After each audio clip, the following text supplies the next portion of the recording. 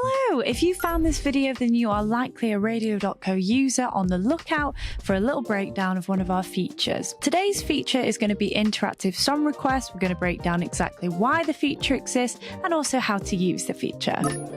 This video is made by Radio.co. To start your free Radio.co trial in seconds, head to Radio.co and click on the pricing page.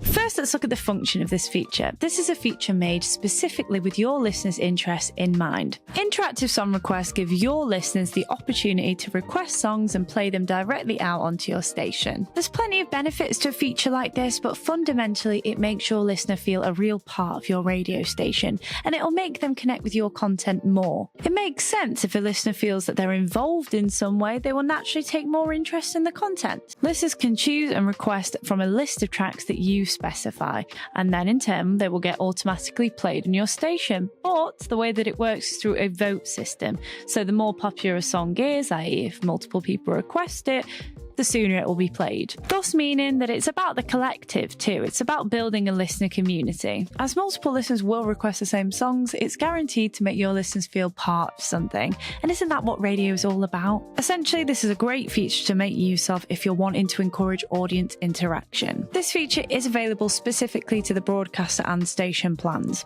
Making a request widget. First things first, before we crack on with anything, you need to create an embeddable widget. This is a widget that can be placed on most website builders, CMSs, CSSs, etc, etc. You'll likely have embedded widgets before at some point, either accidentally without realizing because it's so easy and simple to do, or deliberately through, again, website builders. Nevertheless, even if you do find yourself to be a widget pro, do not forget to check with your website providers the exact list of how they recommend to embed a widget. It's different for every single provider. And what we're going to do, we're going to head to requests, okay? And what we're going to do right now is click widgets. So if you can't guess, we're going to click create widget. Here's the little widget name.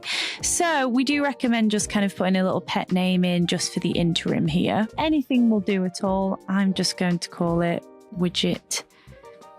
Very creative, I know. There we go. So from here, as you can see, we've got all of this customization to come. From here as well, the size, you can customize what size it is. Some people, opt for quite a large widget depending on, again, accessibility. There's many different factors.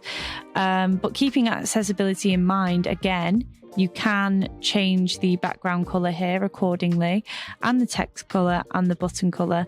Now, remember, I mentioned accessibility just because you need to be careful with your background color and your text color, just making sure that everything's visible, easily clickable for your listener, so that they can pop those requests through.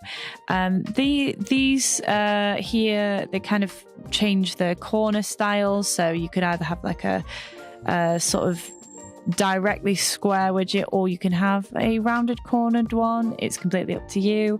Again, here, if you have a logo, you could use the cover art from your logo, or you could just use a block color. The button style, again, it's all about, aesthetics, what you would like, rounded or square, the same as your corners. And you're listing the artwork. Now, this shows artwork previews in the track list. This is valuable not only for your listeners who can learn a little bit more about the artist, see who they're listening to, etc., but also valuable for you if there's tracks with the same name, etc., etc. It just makes it a little bit easier, so would recommend ticking that.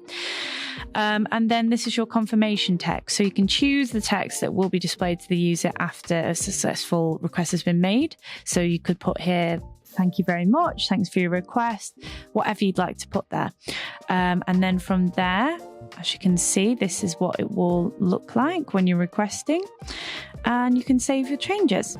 Okay, so now you've made your widget, you're probably wondering, how do I actually embed this? Well, it's as easy as pie, really. So head back into the widget editor from here. After you've just saved your changes, it will appear in your widgets list. And as you can see right here, there is a HTML code that you can copy and embed into the relevant CMS, CSS, whatever it is. But typically you will copy and paste this. Playing requests. So now on to the bit you've likely been waiting for, actually playing the requests. So requests can be played out in any of your playlists at all, but to do this you will need to add the special request tag in your playlist. So how we sort this is basically from the home page, again the dashboard, we are going to come right across to playlist. And then from here, we'll go into our playlist editor. So let's say we're going to go on this playlist, Saturday Kicks. Okay, so here we are on Saturday Kicks, and we're going to go on to tags. And as you can see already, there is a play request tag here. Basically, all it means is that if you don't use a play request tag, the request will not play. So just bear that in mind. And again, it automatically will play the top request. So let's say I just wanted it to be an entirely request-filled show. I would just like so. And again, this will play because it's got a tag on it. If it's empty, for example, like if the request queue is empty, then your playlist will skip to the next track automatically. So again, make sure that you're absolutely, for each request, clicking play request on the tags. Request settings. So here's where you can set and select which tracks you'd like to become available for request. And you can also have a look at listener rules. So starting in the dashboard again, we're going to head to requests. And from here, we're going to click on this cog icon. Now, turning requests on is as simple as turning on and off this switch. So make sure it's toggled on. So this refers to specific tagged tracks. So if you block them, it means that people can't request them and they won't play automatically.